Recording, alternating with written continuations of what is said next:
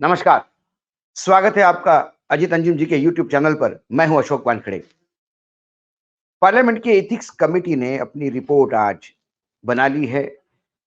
700 479 page की report है, 479 page की। ये रिपोर्ट वो बिरला जी को, जो स्पीकर है लोकसभा के, वो सबमिट करने वाले हैं। बिरला जी इस रिपोर्ट को पार्लियामेंट में 4 दिसंबर को, जब शीत सत्र शुरू होगा पार्लियामेंट का, तब उसमें रखेंगे।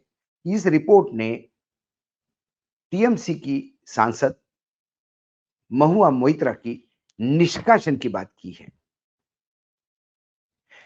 महुआ मोइत्रा ने इसे कांगारू कोर्ट कहा। टीएमसी ने पहली बार रिएक्शन देते हुए कहा कि जिसके खिलाफ अभी इन्वेस्टिगेशन पूरा ही नहीं हुआ, उसका निष्कासन कैसे कर सकते हैं। जो जजमेंट पास हुआ, जो एथिक्स कमेटी ने जो निर्णय लिया है निष्कासन का, वो 6 लोग पक्ष में थे, 4 लोग विपक्ष में थे। इसमें बीएसपी के दानिश अली थे, उन्होंने एग्री नहीं किया, अपना डिसेंट नोट लिखा। वी विथिलिंगम थे कांग्रेस के, उन्होंने लिखा। पीआर नटराजन ने सीपीएम के, उन्होंने एग्री नहीं किया निष्कासन के लिए। और जेडीयू के गिरधारी लाल यादव, इन्होंने भी नहीं किया। बाकी जितने थे वो बीजेपी के, यानी एनडीए के गठबंधन के लोग थे, उन्होंने महुआ मोइत्रा का निष्कासन किया।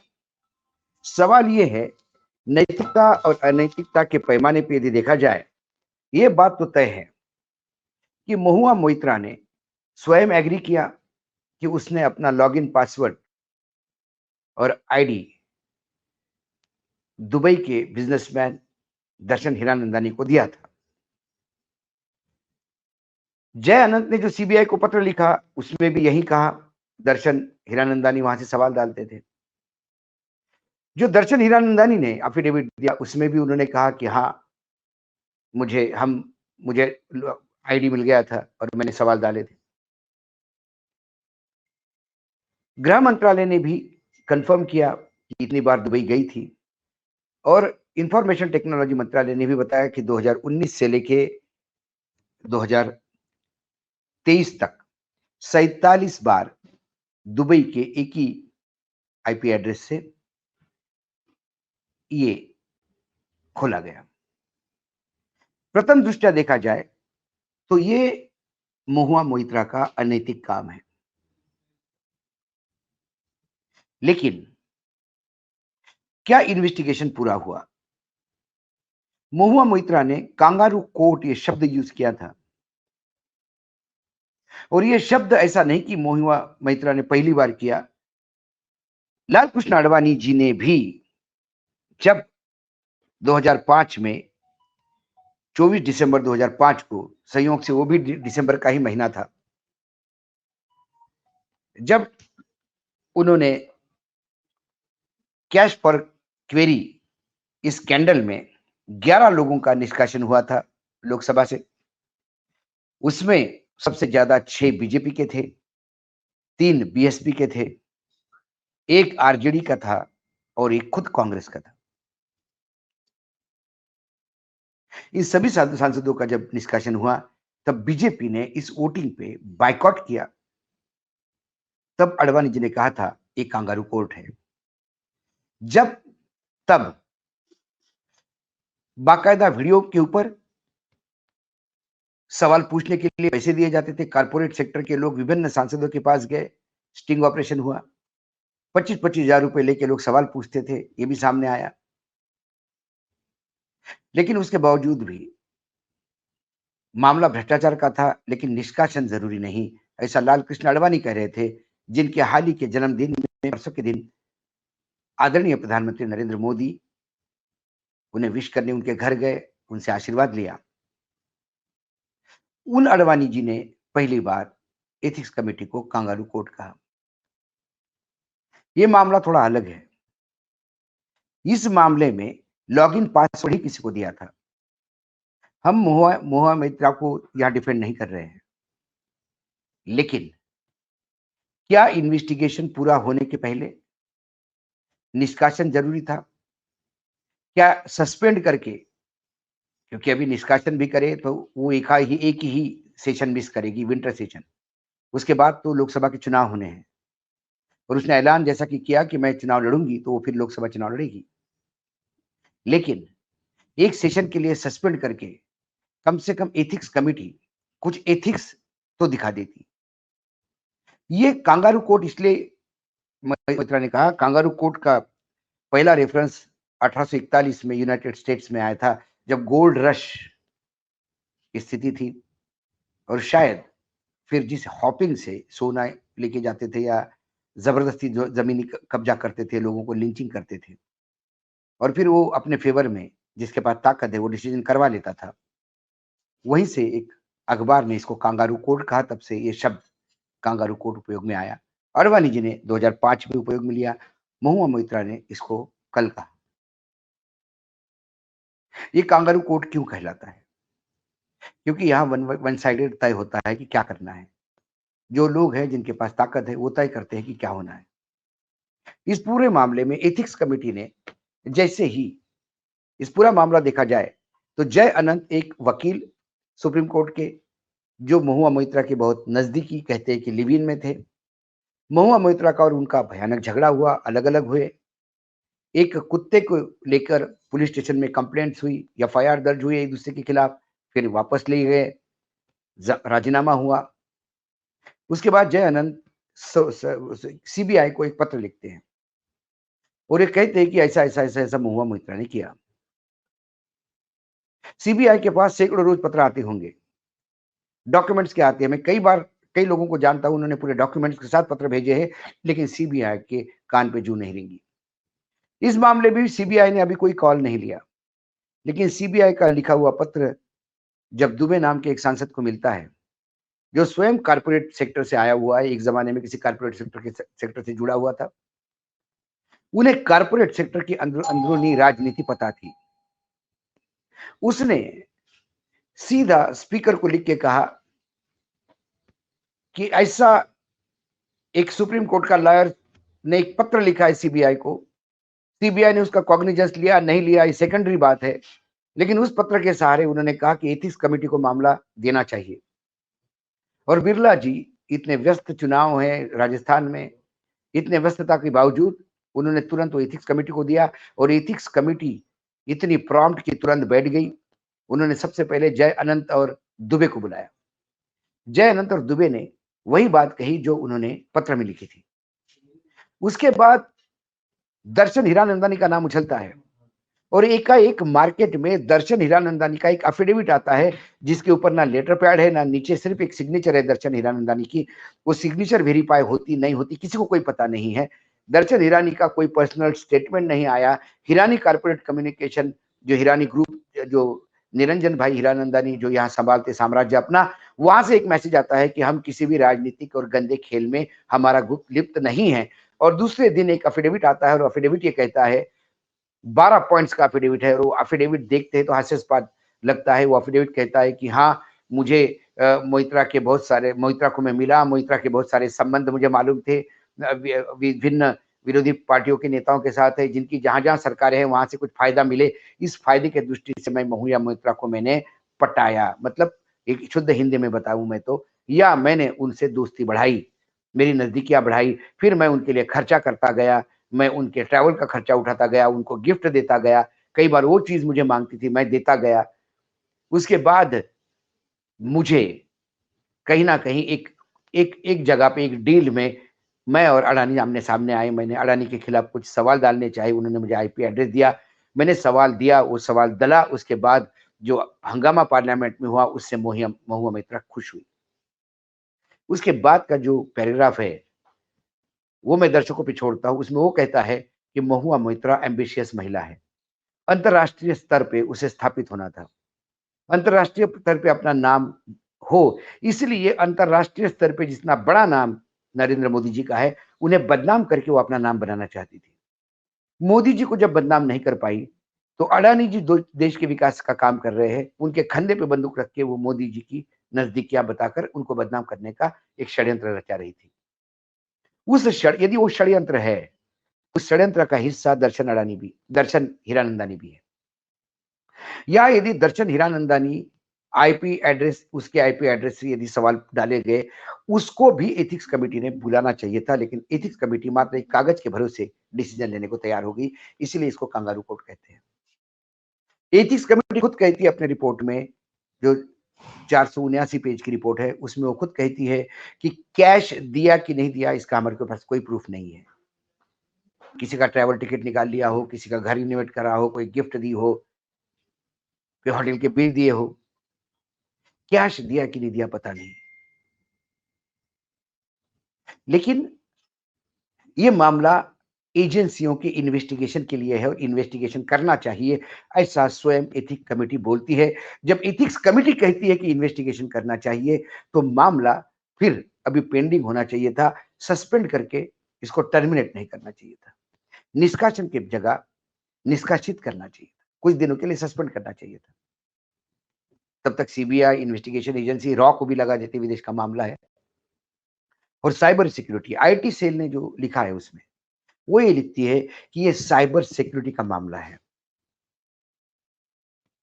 और ये देश की सिक्योरिटी के साथ खिलवाड़ है, क्योंकि कोई एक आईपी एड्रेस से यदि बाहर ऐसा गया, लॉगिन हुआ, तो वहां से ऐसा मटेरियल उस पर किया जा सकता है या हैक किया जा सकता है।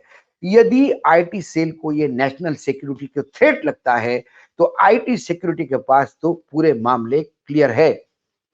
एक तरफ महुआ मोइत्रा जिसने ये लॉगिन पासवर्ड दिया और जिसके आईपी एड्रेस से ये यूज हुआ, वो दर्शन हीरानंदानी। जितना आईपी मोइत्रा जिम्मेदार है या बड़ी गुनहगार है, उससे बड़ा गुनहगार दर्शन हीरानंदानी है, क्योंकि उसने पार्लियामेंट के साइबर सिक्योरिटी में थ्रेट करने का प्रयास किया। यदि ये आरोप या ये आशंका आईटी सेल को है, तो दर्शन हीरानंदानी अरेस्ट हो जाना चाहिए। ये किससे है, कहां से है, ये वाली बात नहीं है। आईटी सेल 2 मिनट के अंदर हीरानंदानी के वहां का आईपी एड्रेस ढूंढ सकती है, लेकिन हमारी एजेंसियां हिंडनबर्ग रिपोर्ट के आने के बाद भी और इन्वेस्टिगेशन सैकड़ों रिपोर्ट्स आने के बाद भी गौतम अडानी के यहाँ शेल कंपनियों ने जो पैसा लगाया, उनके माए बाप ने ढूंढ पाती, क्योंकि वो कहती है मजबूर है, वो ओवरसीज है, कंपनियों में कंपनियां हैं। हमारी देश की तो खासकर साइबर और कंप्यूटर टेक्नोलॉजी सॉफ्टवेयर में तो हमारी तूती बोलती है। चंद्रयान हमने दक्षिण ध्रुव पे उतारा, इतना एडवांस देश है हमारा। लेकिन जब हीरानंदानी का मामला आता है, तो आईपी एड्रेस भी ट्रेस होता है, सब कुछ ट्रेस होता है। और जब अडानी का मामला है, तो फिर सारी एजेंसियां एक फुट बैक फुट आती है। यदि दर्शन हीरानंदानी इस देश को थ्रेट है और यदि दर्शन हीरानंदानी एक अच्छे बिजनेसमैन है, वो कभी देश को थ्रेट नहीं कर सकते, तो फिर महुआ मोइत्रा ने यदि शेयर किया, तो ये गलती हो सकती है, ये देश के खिलाफ विद्रोह नहीं हो सकता, या ये इतना बड़ा कांड नहीं कि जिसके एक मेंबर ऑफ पार्लियामेंट जो लोगों ने चुन के दिया है, जो चुन के आई है, उन तमाम मतदाताओं का अपमान है, उन्होंने किया। और यदि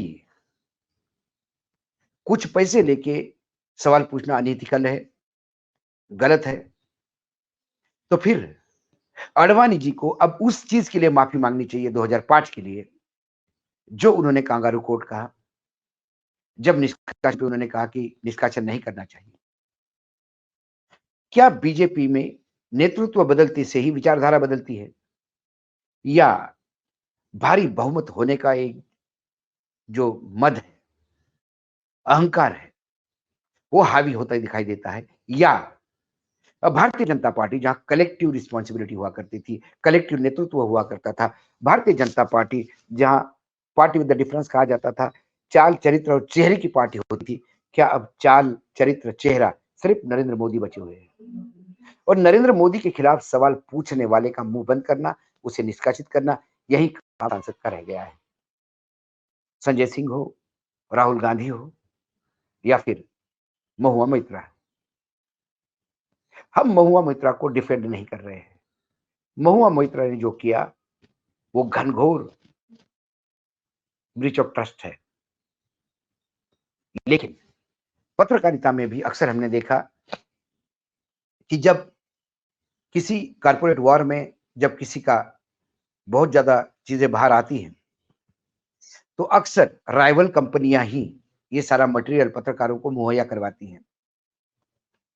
आप रिलायंस वर्सेस जो एक युद्ध चला था, जिसमें इंडियन एक्सप्रेस एक की प्लेयर था, नस्लुवाड़िया वर्सेस रिलायंस, उसमें भी एक दूसरे के कंपनी ने ही डॉक्यूमेंटेशन दिया था, सप्लाई किया था और इंफॉर्मेशन दी थी।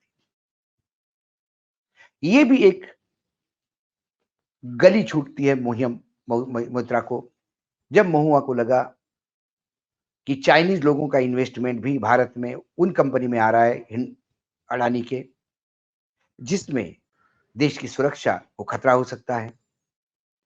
देश के करोड़ों इन्वेस्टर को एक मनी लॉन्ड्रिंग वाली कंपनी मूर्ख बना रही है। महुआ मोइत्रा का सोच ऐसा भी हो सकता है, ऐसा मैं कह रहा हूं, क्योंकि हिंडनबर्ग रिपोर्ट और बाकी तमाम रिपोर्ट्स आने के बाद गुजरात गवर्नमेंट ने जो एक्स्ट्रा पैसा किया, या कोल स्कैम जो बाहर आया, कैसा ओवर बिलिंग किया, ओवर बिलिंग का मामला मनी लॉन्ड्रिंग का ही होता है। जब ये सारी बातें सामने आई तो महुआ मोइत्रा को लगा होगा कि इनकी जो राइवल कंपनी है उससे दोस्ती करके यदि हम और इंफॉर्मेशन निकाल दे तो कम से कम देश के खिलाफ काम करने वाला आदमी एक्सपोज होगा। इस मनीषा ने यदि उसने वो दिया होगा तो एक गली हम उसको भी छोड़ते हैं। यदि सरकार ये कह रही है, आईटी मिनिस्ट्री ये कह रही है कि आईपी एड्रेस देने से देश की सिक्योरिटी में खतरा हो सकता है और साइबर हमले हो सकते हैं, जब वो आशंका जाहिर कर सकते हैं तो इतनी तो जगह महुआ मोइत्रा को भी देना होगा। महुआ मोइत्रा का पर्सनल लाइफ अलग हो सकता है, लेकिन महुआ मोइत्रा का कंडक्ट देश विरोधी कभी नहीं रहा। उन्होंने ऐसा कोई काम नहीं किया जो देश के डॉक्यूमेंट बेचे हो या देश की प्रॉपर्टी किसी उद्योगपति के हवाले की हो। कम से कम ऐसा तो उसका रहा नहीं। हाँ, तीखा बहुत बोलती है क्योंकि उसको बोलना आता है, भाषा पे बेहतरीन प्रभुत्व है। अंग्रेजी भाषा, हिंदी हो, अंग्रेजी हो, सरस्वती है उसके जबान पे। तो वो जब तीखे हमले करती है तो सरकार तिलमिला जाती है, और जब सरकार तिलमिला जाती है तो अक्सर हमने कहा कि जो तीखे हमले करते हैं उनको कहीं ना कहीं पार्लियामेंट से दूर रखने का प्रयास किया जाता है। इसलिए ये पूरा प्रपंच रचा गया, ऐसा मुझे लगता है। महुआ मोइत्रा बिल्कुल गिल्टी है। यदि उसने आईपी एड्रेस दिया तो सवाल आप ले सकते हैं, सवाल डाल सकते हैं, लेकिन यदि उसके खिलाफ इन्वेस्टिगेशन अभी पूरी नहीं हुई, कैश ली कि नहीं ली ये तो पता नहीं अभी। और 2005 में जब कांग्रेस ने खुद के भी एक सांसद को निष्कासित किया था, कम से कम कांग्रेस ने एक लेवल प्लेइंग फील्ड दिया। जो अपने साथ थे, जो उनके साथ थे, सरकार में शामिल थे, उनके भी सांसदों को निकाला, लेकिन बीजेपी के 6 लोग निकले क्योंकि वो विपक्ष में थे, और अक्सर विपक्ष ज्यादा सवाल तीखा पूछता है, इसलिए लोग विपक्ष के नेताओं के पास जाते हैं। और आज भी जो लोग पकड़े नहीं जाते वो बात अलग है, लेकिन आज भी कारपोरेट सेक्टर के लोग, लाइजनर, उनके जो एजेंट्स होते हैं, वो लगातार राजनीति के नेताओं के गलियारों में घूमते रहते हैं और सवाल डालते रहते हैं। ऐसे कई मेंबर ऑफ पार्लियामेंट के सवाल आते हैं तो आश्चर्य लगता है। मेंबर ऑफ पार्लियामेंट महाराष्ट्र का होता है और झारखंड के खनन पे सवाल पूछता है।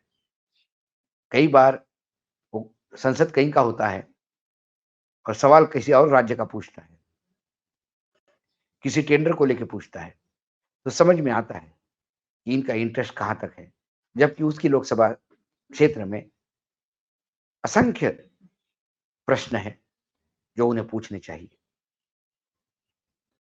सरकार ने महुआ मोइत्रा से, इस कांड से एक बात तो सीख लेनी चाहिए, और तमाम मेंबर ऑफ पार्लियामेंट जो है, चाहे विपक्ष के हो चाहे सत्ता पक्ष के हो, तमाम member of parliament, Rajya Sabha, Lok Sabha, हर एक का लोकल आईडी चेक कर लेना चाहिए। कई ऐसे भी आईडी होंगे जिनके लिए सवाल बाहर से डलते होंगे, लेकिन कोई जय अनंत वहां नहीं है, दुबे वहां नहीं है, कोई महुआ मोइत्रा नहीं है जो तीखे सवाल पूछे। तो हो सकता है ऐसे अननोटिस जाते हो, लेकिन फिर महुआ मोइत्रा का बाहर आईपी वो अपना लॉगिन पासवर्ड देना इतना बड़ा घनघोर संकट है तो फिर ऐसे कई संकट तैयार करने वाले लोग इस संसद में बैठे हो सकते हैं। आईटी मिनिस्ट्री ने उन पे भी सभी लॉगिन करके एक लिस्ट जारी करने दी चाहिए, क्योंकि जनता को अधिकार है कि जिनके चुने हुए नुमाइंदे पार्लियामेंट में करते क्या है। कैश फॉर क्वेरी सीधा इस पर लागू नहीं होता, क्योंकि एथिक्स कमेटी ने भी कहा कि कैश के मामले में हम कुछ कंफर्म नहीं कर सकते। कैश के मामले में दर्शन हीरानंदानी को भी कुछ पता नहीं। दर्शन सामने आते तो दर्शन बताते कि ये एफिडेविट गन पॉइंट पे किया है, क्योंकि उनका भारत में बहुत बड़ा साम्राज्य है। उनके पिता मोदी जी के बड़े नजदीक माने जाते हैं, निरंजन भाई हीरानंदानी। लेकिन ये कारपोरेट राइवलरी जब संसद के पटल पे उतरती है तो नुकसान किसी ना किसी का हो ही जाता है। अभी तो अडानी जी के पक्ष में सब कुछ चल रहा है, क्योंकि अडानी जी ही सरकार है। जिस दिन सरकार बदलेगी उस दिन फिर हीरानंदानी जी को भी ऐसी ही तकलीफ होगी, क्योंकि हीरानंदानी के बेटे ने जो एफिडेविट दिया है, वो एफिडेविट कई जगह ये बताता है या तो वो गन पॉइंट पे साइन हुआ है, या फिर उसको देश के प्रति कारपोरेट राइवलरी में हमने क्यों पॉलिटिक्स उपयोग किया, या इसका ग्लानि हो गई होगी, पश्चाताप हुआ होगा। जैसा कि उनके पिता कहते हैं कि भाई मेरी किसी से दोस्ती नहीं, किसी से दुश्मनी नहीं। और निरंजन भाई तो बहुत माने हुए व्यक्ति है, चार्टर्ड अकाउंटेंट है। सभी राजनीतिक दलों से उनके बहुत अच्छे संबंध है, और उनके मित्र तो हंसते हुए उनको ये भी कहते हैं, यदि आप आधा घंटा निरंजन भाई के साथ बैठ के उनकी बातें सुन लो तो आपको डायबिटीज हो सकता है। इतने मीठे वो बोलते हैं। इतने मीठे इंसान का बेटा इतना कड़वा एफिडेविट जब देगा तो जरूर पश्चाताप का होगा। लेकिन सारी बातें उन्हें भी आके क्लियर करनी होगी, और पाप यदि बड़ा है तो पाप में भागीदार दर्शन हीरानंदानी भी है। ये पूरा वाकया आपके सामने रखा। फिर हम कहते हैं कि महुआ मैत्रा को हम बिल्कुल डिफेंड नहीं कर रहे हैं। जो उन्होंने अनैतिक काम किया उसकी सजा होनी चाहिए, लेकिन इन्वेस्टिगेशन पूरा होना चाहिए। जय आनंद के पत्र पे, इस एफिडेविट पे जो जो बोला है उसको सारे प्रूफ के साथ जब प्रूव होगा तो महुआ को जेल भी हो जाए तो कोई प्रॉब्लम नहीं। लेकिन जब तक इन्वेस्टिगेशन चल रही है तब तक निष्कासन नहीं, सस्पेंशन जरूरी था। आज इतना ही। कल फिर आता हूं किसी विषय के साथ। तब तक के लिए नमस्कार। देखते रहिएगा अजीत अंजुम जी का यूट्यूब चैनल।